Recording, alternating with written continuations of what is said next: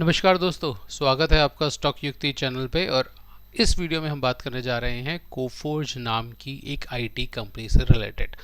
दोस्तों, वीडियो शुरू करने से पहले मैं डिस्क्लेमर देना चाहता हूं कि वीडियो पूरी तरह से एजुकेशन पर्पस के लिए है और इस वीडियो के आधार पर आप कृपया करके कोई भी स्टॉक परचेज ना कीजिए। ऐसा मुमकिन हो सकता है कि कोफोर्ज का शेयर मेरे या मेरे परिवार के किसी सदस्य के पोर्टफोलियो में हो। तो दोस्तों, अब शुरू करते हैं। अब कोफोर्ज क्या कंपनी है दोस्तों? आईटी सेक्टर की कंपनी है। कोई 40-45 हज़ार करोड़ के आसपास की इसकी मार्केट वैल्यू है। देख लेते हैं कोफोर्ज के बारे में कि क्या कंपनी है और क्या इसका हिसाब किताब है। तो अगर हम कोफोर्ज पे आते हैं और यहाँ पर देखते हैं तो कोई 46,700 करोड़ के आसपास की कंपनी है। एक शानदार कंपनी दोस्तों है। 28.6% का आरओसी और 24% से ज़्यादा का आरओई। ठीक है, ईपीएस कितना है? 124 रुपये का ईपीएस है। डेप्ट कितना है? 0.2, मतलब समझिए नहीं है, बिल्कुल सेफ हाथों में पैसा जा रहा है। मतलब पैसा क्या जा रहा है, मतलब कंपनी सही है, उधारी उधारी नहीं लेती है। ठीक है, और उसके बाद ईपीएस ग्रोथ 3 सालों का 19, 5 सालों का 14.6%, यानी कि बढ़िया ईपीएस चल रहा है। ठीक है, और इंट्रिंसिक वैल्यू क्या है? 2383 रुपये। भूल जाइए, नहीं मिलती है दोबारा देखने को। ठीक है, तो ये तो दोस्तों था। एक चीज़ और देख लेते हैं। टिकट टेप पे आ जाते हैं और टिकट टेप पर हम यहाँ पर आते हैं और देखते हैं कोफोर्ज क्या है। तो टिकट टेप के बारे में भी बताएंगे, ठीक है, बाद में देखते हैं। तो यहाँ पर अब क्या लग रहा है दोस्तों,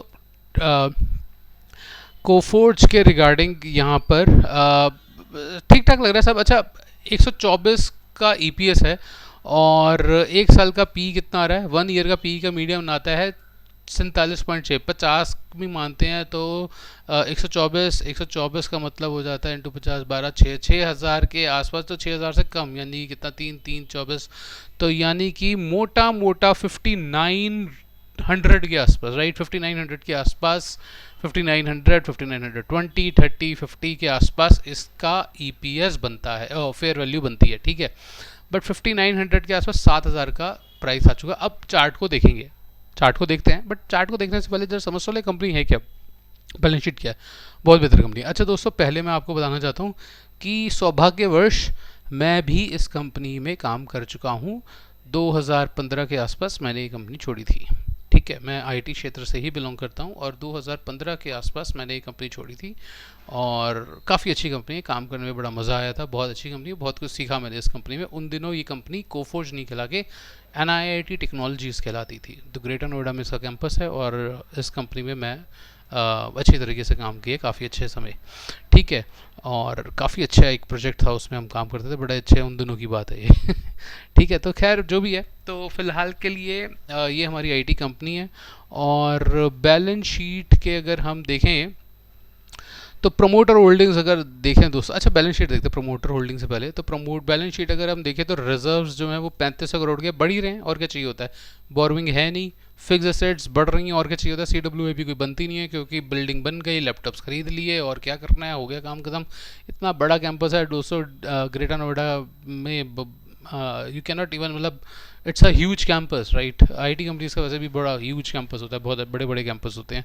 सो ऐसे ही रहता है थोड़ा। ठीक है, मतलब अगर if you have visited Bangalore तो आप देखेंगे कि कितनी बड़ी बड़ी आईटी कंपनीज होती है। मतलब इमेजिन कि एक कैंपस के अंदर 60,000 employees. Imagine the campus of SCL technologies in Noida, right? Sector 127 में उसका कैंपस है। इतना एक ह्यूज कैंपस है दोस्तों कि दैट अगर आप एक चक्कर काटने लग गए तो आपका खाना अच्छे से डाइजेस्ट हो जाएगा। और एम्प्लॉय स्ट्रेंथ होगी कोई 40,000, 50,000, राइट? तो यही होता है, बहुत बड़े बड़े कैंपस होते हैं। मतलब एक जगह से दूसरी जगह पैदल नहीं जा सकते, you need some vehicle there.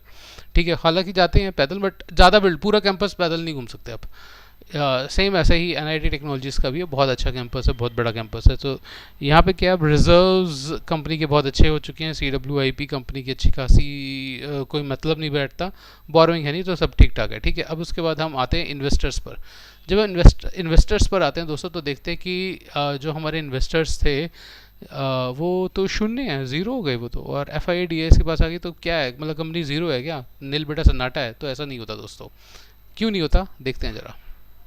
अब देखते हैं, यहाँ पे मैं आपको एक चीज़ दिखाना चाहता हूँ।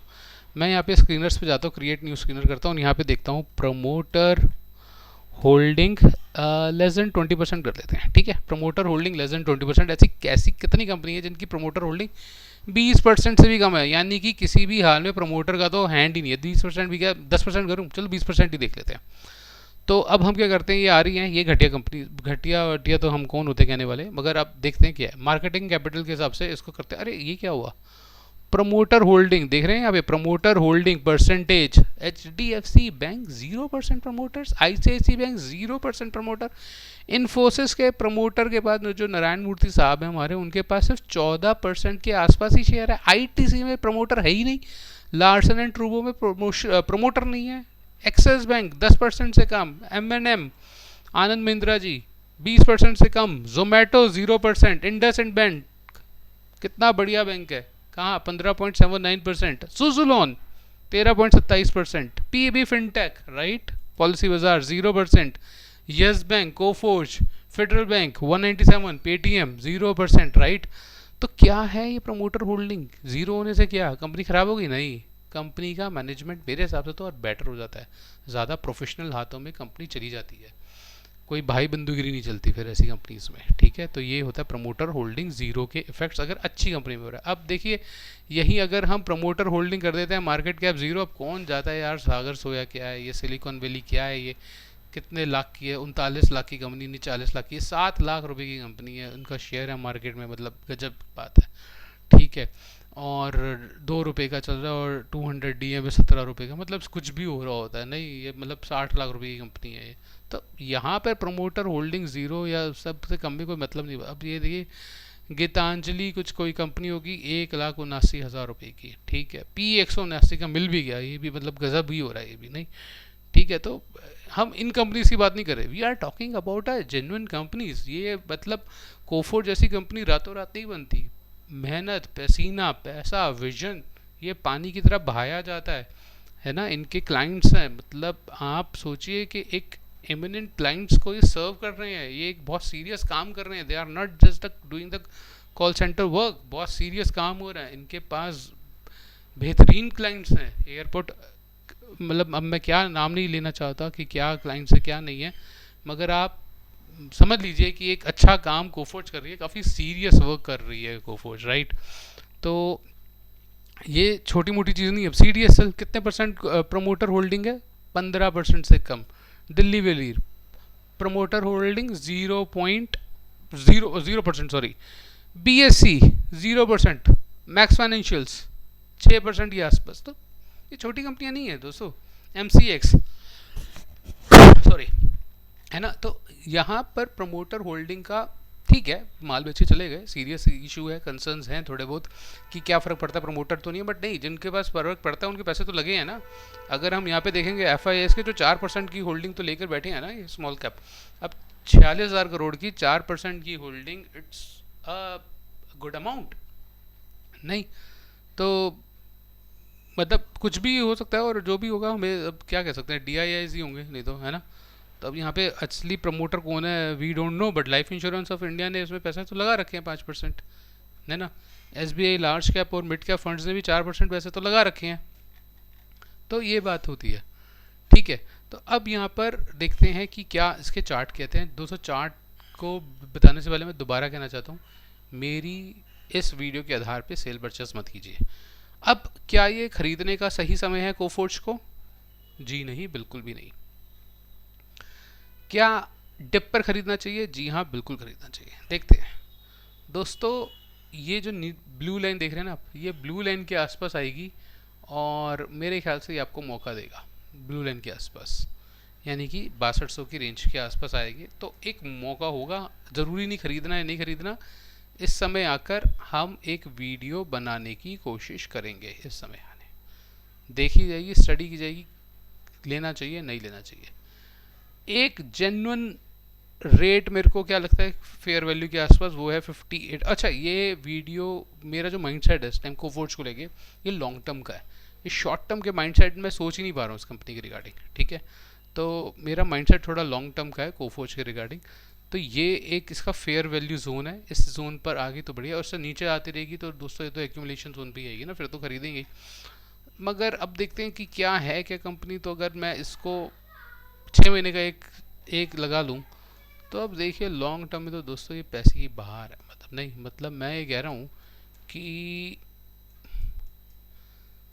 जिस वक्त 2007 8 9 मतलब ये 60 रुपए का शेयर हुआ होगा कभी, हालांकि स्प्लिट भी हुआ होगा कभी ना कभी, मगर इस टाइम पे 2008 की मंदी के बाद अगर 50 रुपए के शेयर को किसी ने ख़रीदा होगा, तो आज दोस्तों ये शेयर 7100 रुपये का है। मतलब अगर मैं इसके 100 गुना हो गया, पैसे को 100 गुना कर दिया, 1 लाख रुपए को कितना बना दिया, 1 करोड़, है ना।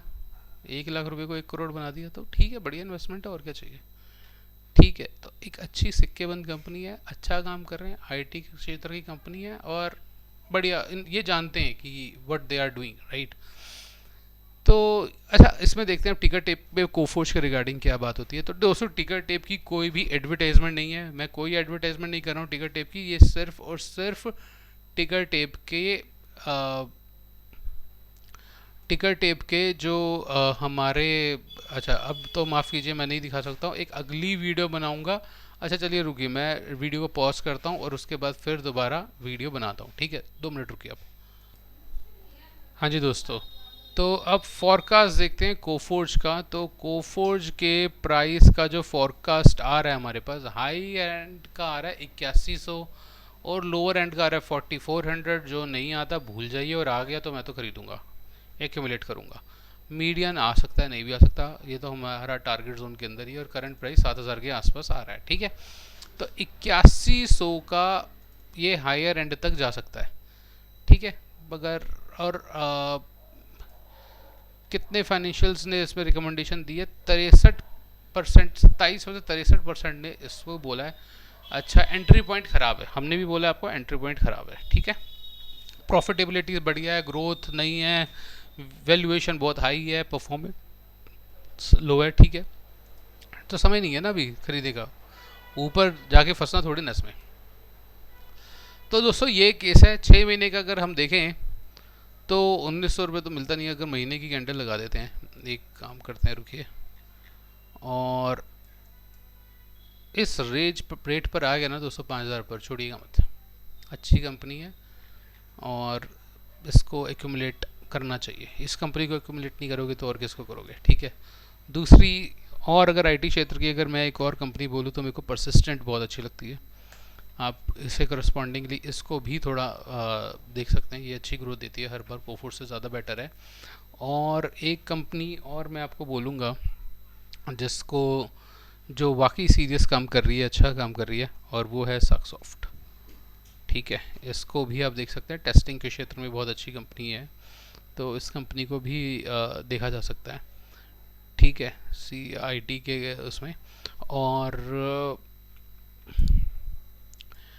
एक कंपनी आईटी की और है, अगर आप उस कंपनी के बारे में वाकई जानना चाहते हैं, टाटा की कंपनी है, और बता दूं, ना टाटा एलेक्सी है और ना टाटा टेक्नोलॉजीज़ है और ना TCS है। टाटा की ना टाटा टेक्नोलॉजीज़ है, ना TCS है, और ना ही टाटा एलेक्सी है, मगर टाटा की कंपनी है और आईटी से रिलेटेड काम है। अगर आप जानना चाहते हैं कि वो कौन सी कंपनी है, और स्मॉल कैप में आती है, अगर आप जानना चाहते हैं कि इतने स्ट्रॉन्ग प्रमोटर, टाटा से रिलेटेड प्रमोटर, कि ये कौन सी कंपनी है आईटी क्षेत्र की कंपनी को, इस वीडियो को लाइक दीजिए, इस वीडियो को डिस्ट्रीब्यूट कीजिए, कमेंट में लिखिए जी हाँ हम जानना चाहते हैं, प्लीज़ टाटा से रिलेटेड वीडियो बनाइए। आपको प्रॉमिस करता हूँ वीडियो ज़रूर बनाऊँगा। मेरे वीडियोज़, अभी नया नया चैनल शुरू हुआ है, ज़्यादा वीडियोज़ पे लाइक आते नहीं हैं, आप 15-20 लाइक दे देंगे मेरे लिए बहुत है। मेरे सभी दर्शक जो उसको वीडियो को देखेंगे, उस वीडियो को लाइक कर देंगे, हमारे लिए बहुत है दोस्तों। तो दोस्तों ये था कोफोर्ज से related in depth analysis with few IT companies. Video को अगर आप अंत तक देख चुके हैं दोस्तों, एक लाइक करना बनता है, चैनल को सब्सक्राइब करना बनता है। स्टॉक युक्ति स्क्रीनर हम डेवलप कर चुके हैं, क्या स्क्रीनर है वो, कैसे काम करता है, डिस्क्रिप्शन में सारी इन्फॉर्मेशन लिखी हुई है, उसके बारे में जानना है तो मैसेज कीजिए हमको, हमसे जुड़िए, हमारे बारे में जान पाएंगे। तो दोस्तों अगर वीडियो को अंत तक देख चुके हैं तो लाइक ज़रूर कीजिए, आपके लाइक और सब्सक्राइब का मेरे को तहे दिल से वेट रहता है। वीडियो को अंत तक देखने के लिए दोस्तों बहुत बहुत धन्यवाद।